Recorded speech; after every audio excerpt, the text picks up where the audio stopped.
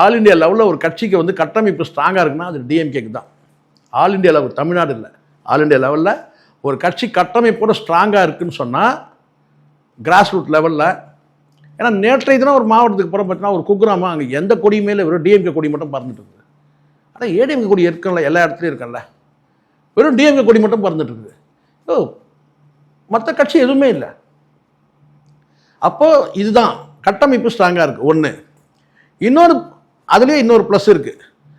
தேர்தல் நேரத்தில் வந்து இந்த தேனீக்கள் எப்படி வேலை செய்தோ அந்த மாதிரி திமுக வந்து பயங்கரமாக வேலை செய்வான். அவனுக்கு இணையாக வந்து நீங்கள் வேறு எந்த கட்சியை வேலையே செய்ய முடியாது. அந்த அளவுக்கு சுறுசுறுப்பாக வந்து அவங்க அந்தந்த ஜென்ரேஷன் அதுக்கேற்ற மாதிரி கொண்டு வந்திருக்காங்க. ஒவ்வொரு காலகட்டத்தில் யூத்துக்கு அவ்வளோ வேலை செய்வாங்க. இது ஒரு ப்ளஸ். மூணாவதாக ஒரு ப்ளஸ் இருக்குது. அது சொன்னால் தான் நீங்கள் சிரிப்பீங்க. என்னன்னு கேட்டால், எப்பவுமே டிஎம்கே வந்து பார்த்தீங்கன்னா ஆளுங்கட்சியை விட எதிர்கட்சியாக தான் சுறுசுறுப்பாக செயல்படுவாங்க. ஆளுங்கட்சியை விட எதிர்கட்சியாக இருக்கும்போது ரொம்ப சுறுசுறுப்பாக வேலை செய்வாங்க. இப்போ வந்து கிட்டத்தட்ட வந்து ஆளுங்கட்சி சொல்ல முடியாது. ஏன் சொல்லுங்க? எலெக்ஷன் கமிஷன் தான் இப்போ வந்து ஆளுங்கட்சி. இப்போ பவர் கிடையாது. இது பவர் இல்லாத போதும் பயங்கரமாக வேலை செய்வாங்க டிஎம்கேல. இப்போ கிட்டத்தட்ட அப்படிதான். முதலமைச்சர் இருக்கிறாரு, ஆனால் பவர் கிடையாது. அப்படிதானே இருக்குங்களா?